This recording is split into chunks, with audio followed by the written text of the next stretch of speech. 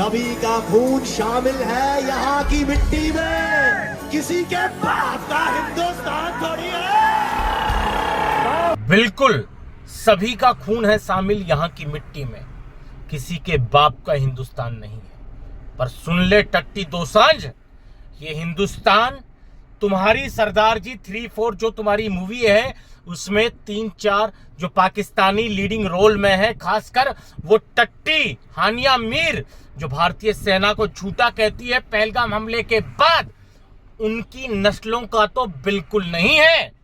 उनका खून हमारे देश की मिट्टी में शामिल नहीं है। वो बाई चॉइस पाकिस्तान में गई थी। इस देश की मिट्टी में खून शामिल है गुरु गोविंद सिंह जी के उन बेटों का जिन्होंने हिंदुस्तान के लिए अपनी कुर्बानी दी। हर उस सिख का इस देश की मिट्टी में खून शामिल है। हर उस मुस्लिम का इस देश की मिट्टी में खून शामिल है जो बाई चॉइस यहां रहे थे। पर दिलजीत दोसांझ दल्ले भड़वे, तेरा कोई खून शामिल नहीं है यहाँ की मिट्टी में।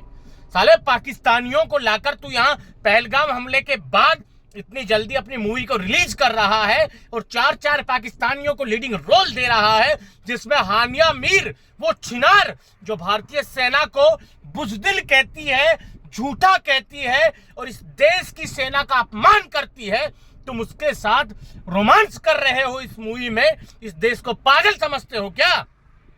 आज के बाद मैं प्रण लेता हूं कि दिलजीत दोसांझ जैसे व्यक्ति का कभी कोई म्यूजिक नहीं सुनूंगा पर्सनली।